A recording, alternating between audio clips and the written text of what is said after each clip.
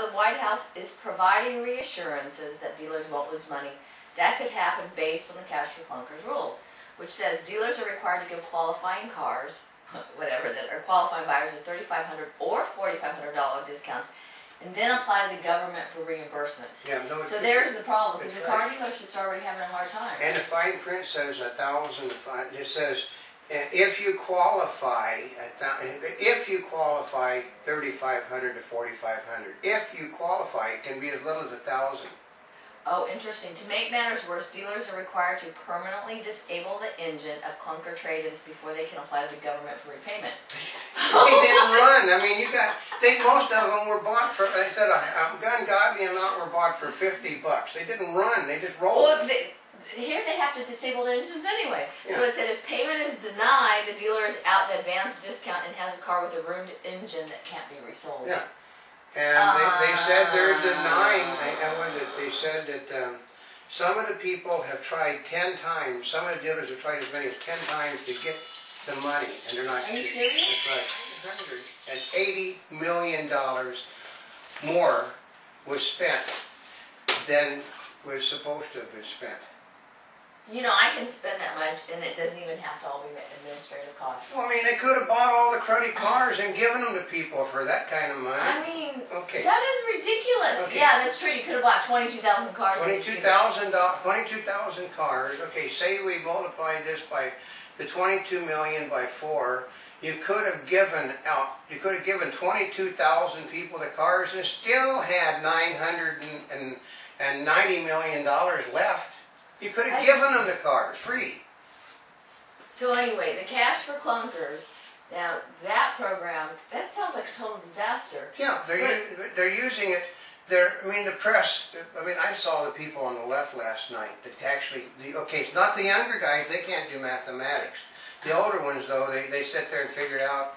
And well, that doesn't add up. If you know, they're putting the zeros over here, and they said, where is the other $900 million? I know. And then they would some of the comics, and he said, you know, they lost $900 million, but they're going to give you health care. Well, see, there's the problem with it, is because it's coming right as they're voting on health care. Yeah. And well, they're going to pass it anyway. They're going to put $3 more billion into a program that is already shown it's screwed up. I mean, that's massively screwed up, though. It's a government-ran program. They said there is no such thing as a government-ran program that works. It doesn't. It always costs more than they figure. And they are saying, well, that it costs more to set this thing up than they thought it was going to. Well, no, you don't have to set it up. You just simply put some guy in an office. One person in an office could do the whole thing because it's 22,000 cars. I mean, they do it, you know, the Department of Motor Vehicles would handle that kind of stuff a day. I know. So, I mean, that's got to be a normal job for the people to sit in one office in our state, which is in Sacramento, to run this stuff in one day. Actually, you know what? The worst part about that is it just highlights how poorly the government is running it. Yep. I mean, first of all, they knew the program wasn't going to work beforehand. Yeah. We heard about it. But they said it wasn't going to work. The people, everybody that we've talked to in the business said it wasn't going to work because they knew what was going on in Germany. It didn't work there. Cash for Clunkers is a good idea if you're getting cars that move off the road, not if you're getting a car from a junkyard. Well, part of it is if they had written the requirements differently. The government, okay. It might have happened like they wanted it to. As they have said on health care, on the financials, on cap and trade, we will work out the details after the bill has been passed. They never work out the details. They just stuck the money out there and didn't. And then the deal with what happened. What happened? This has got. They said. I heard one of the people on basically one of the people really loves the president. He said. I heard him saying this one. How in the hell did they lose $900 million? He said. There's no rest. They said it could be the biggest loss in the history of business. That one deal. The biggest. It sounds like a huge boondoggle to me. No, the money is sitting in somebody's pockets. And you can bet that they're Democratic Party pockets. They're running the country. Well, don't worry, we live in a democracy, but they'll just pass everything on reconciliation. Yeah, they said you're gonna. They And said, if you're going, what in the world? Okay, it's a yay or nay vote. Yeah. We're not talking roll call or your nays. Well, in the House, it is a yay or nay. Yays have it. In the Senate, it is 50 votes, and the Vice President will always be the 50th vote. And it's not a roll call. 51st vote? 51st vote. Oh, no, it's 50 votes. If you've got 49 votes, it'll be the 50th vote. The 50th vote is just the 50 votes is considered to be all you need in this House, the Senate to pass it. But there's no roll call on it, and it never fails. Oh, President, the reconciliation bill passes. So part of it is, what's happening is, there's a lot of stirring up of the politics right now. That's right. They said that the Democratic Party and its leaders don't care what the people in this country want because they know what is good for them.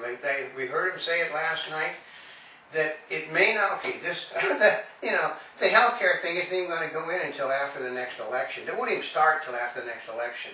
But people are going to like what they see so much that they're all going to want to join a single-payer program, which is what Barney Frank, who's the head of one of the committees, said. That he said last night to a thing where he thought everybody was on his side, and they weren't because there was all kinds of. I have something perfect. They had cell phones on everywhere doing it, and Barney Frank said, "Well, you got to understand that this is just the first step that we've got to do to get it by everybody for single-payer." That they intend to go single payer because they don't care that their own party doesn't support it. There's 70 people, they said 70 in the House that support all of these cockamamie things, and those 70 people, I know there. I had to bring this shirt out because this is absolutely perfect. You'll get nothing. You'll get nothing and like it. That's right. Actually, it's perfect. I need to bring this up. And plus my scarf that says don't expect anything.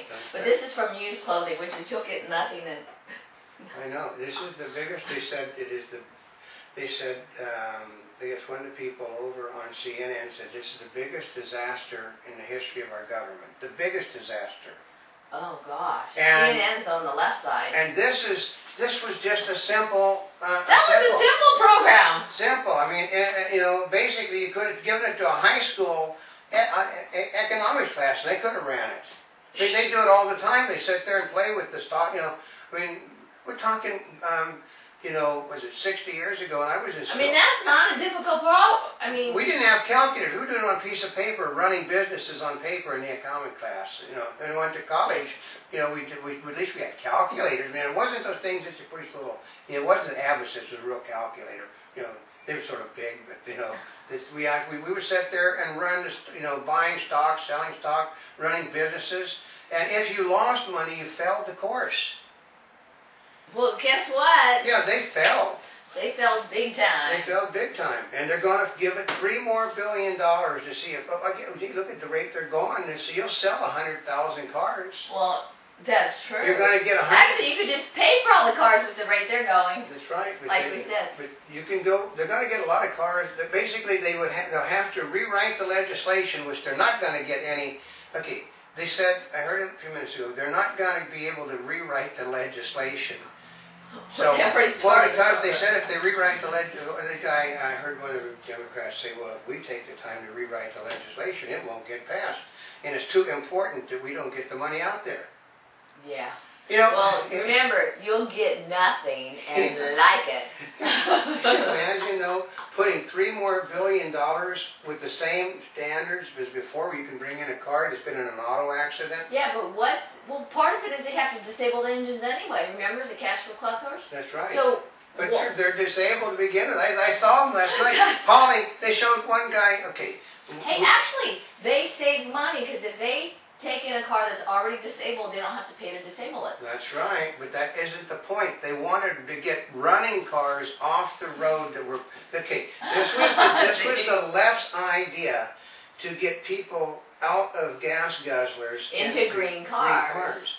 But what they did was they got cars that weren't running to begin with, took them in, and then basically circumnavigated the rules on the...